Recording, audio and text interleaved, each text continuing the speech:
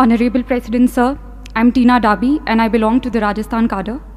I would like to begin by expressing my profound and heartfelt gratitude to the Honorable President of India for giving us time out of his busy schedule to address, guide and inspire us today.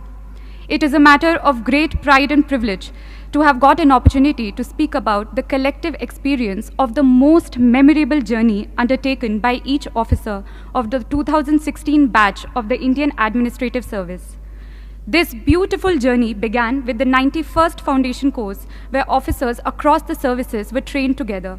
We were not only provided with all possible academic inputs and insights on public administration and good governance, but also through extracurricular activities like the Himalayan trek, village visits, we were able to forge lifelong friendships and develop esprit de corps. Foundation course was succeeded by phase 1 of the IAS professional training. We got the priceless opportunity to travel across the length and breadth of the country. This Bharat Darshan enabled us not only to see India, but to feel India, to breathe India.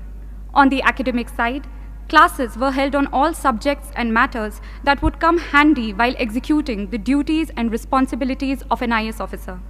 We were then sent out for nearly a year-long district training, whereby we got an opportunity to learn from the best collectors in the country, those people who were actually making a difference at the ground level.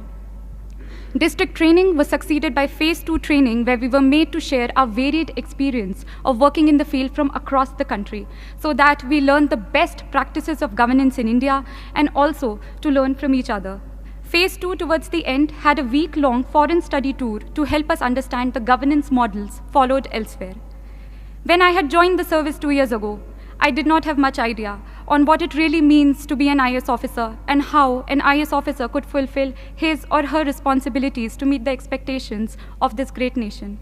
This training, this 2-year-long affair, has taught me and my batchmates to channelize our energies in the right direction, to become individuals who would impart their duties with utmost integrity, devotion, professionalism to solve the troubles of the last man.